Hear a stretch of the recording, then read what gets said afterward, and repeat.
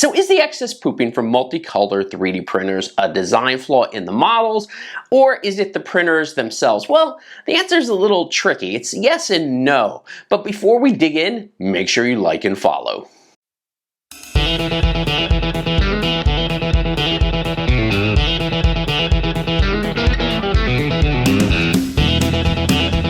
So design plays a lot into the amount of poop that actually happens with these multicolor 3D printers.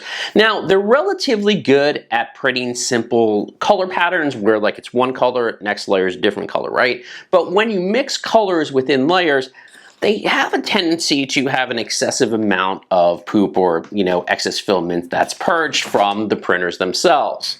But there are other printers that may be more efficient based on what you're doing, such as a dual head printer. But efficiency really depends on the application. Dual heads can be used for multi-material or multicolor filament printing. But it's not accurate to say a dual head printer is more efficient than a one head multicolor printer, mainly because it depends on your application and what you're doing. Dual head printers.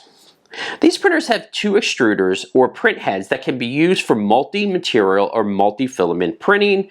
They allow objects to be printed at the same time. Dual head printers can be more versatile, but may require more calibration and maintenance. Multicolor printers with one head.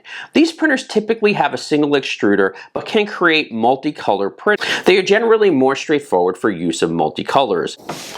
Efficiency depends on your specific use case. If your primary goal is to print multicolor objects with relatively simple color patterns, a multicolor 3D printer with one head may be more efficient in terms of ease of use and cost. If you need to print complex objects with multi-materials or colors, a dual head 3D printer could be more efficient and versatile. Ultimately, the choice between these two types of printers depends on your project requirements, budget, and how much setup you want to have in the onset of setting up a print. Neither is really universally more efficient than the other. It really depends on your project, and you're really looking for the right tool for what you're trying to print.